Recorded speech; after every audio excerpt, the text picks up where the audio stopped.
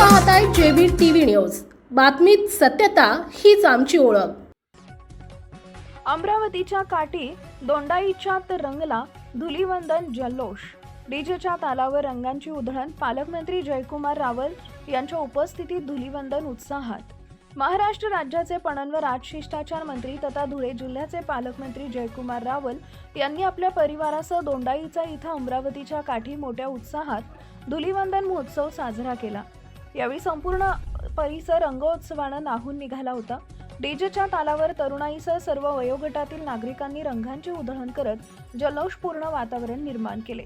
या उत्सवाला दोंडाईचा नगर परिषदेच्या नगराध्यक्षा नयनकुवरताई रावल, सुभद्राताई रावल, भाजप शहर अध्यक्ष जितेंद्र गिरासे, सांस्कृतिक विभाग सभापती वैशाली कागणे, स्वच्छता व आरोग्य विभाग सभापती सरलाबाई सोनवणे, कृषी उत्पन्न बाजार समितीचे माजी सभापती नारायण भाऊ साहेब, नगरसेवक प्रवीण महाजन, रामभाऊ माणी, कृष्णा नगराळे, सरजू नाईक, आकाश कोळी, बांधकाम सभापती मुकेश देवरे, नगरसेविका पूजाताई खडसे, नगरसेवक ललित चव्हाण तसेच शहरातील सर्व भाजप पदाधिकारी, कार्यकर्ते व नागरिक मोठ्या संख्येने उपस्थित होते।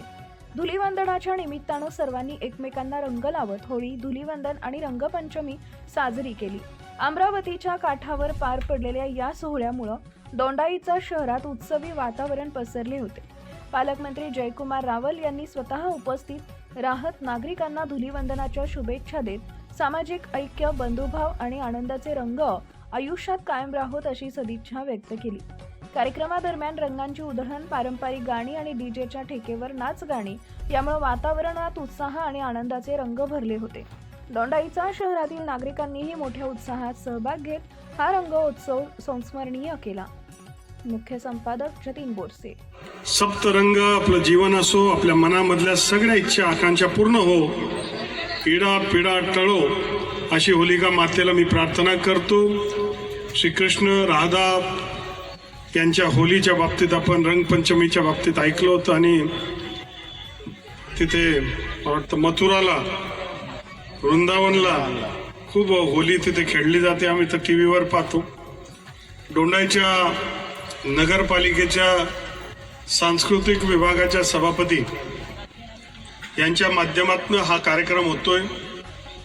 75 वर्षाच्या इतिहासामध्ये पहिल्यांदाच नगरपालिकेने पुढाकार घेऊन सामान्य लोकांसाठी रंगपंचमी मनवण्याचा हा कार्यक्रम घेतलेला आहे। या कार्यक्रमाच्या माध्यमातून उद्देश एवढाच आहे की सामान्य लोक, सगळे लोक, ज्येष्ठ असो, युवा असो, लहान बालक असो, महिला असो, पुरुष असो, हे सगळे लोक एक ठिकाणी येऊन आपला उत्सव हे मनवू शकतील। नदी पण अशी जागा त्यांनी घेतलेली की कोणालाही त्रास होणार नाही, कोणालाही अडचण होणार नाही, कोणालाही जोर जबरदस्ती करण्याची गरज नाही। जे जातात ते आपल्या कामानिमित्त त्यांनाही त्रास होणार नाही आणि सगळ्या प्रकारची व्यवस्था त्यांनी इथे केली। मी मनापासून त्यांचं अभिनंदन करतो की सुरुवात त्यांनी केलेली आहे। या सगळ्या गोष्टी होतच राहणार, पण जगलं सुद्धा आपण पाहिजे आणि म्हणून ही व्यवस्था अत्यंत सुंदर केलेली आहे। अर्थातच पहिल्या वर्ष लोकांनाही वाटत होतं की असं होतं का कधी, पण आता होईल धीरे धीरे।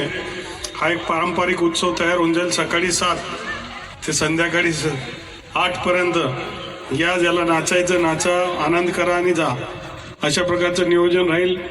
मला तर ते सांगत होते की आम्ही ते काही ठिबक सिंचन वगैरेच्या माध्यमातून पाणी वगैरे करणार होतो, तर ते पुढच्या वेळेस आपल्याला स्प्रिंग। आपल्या परिसरातील महत्त्वाच्या बातम्या पाहण्यासाठी आजच आमच्या जेबी टीव्ही न्यूज चॅनलला YouTube वर सबस्क्राईब करा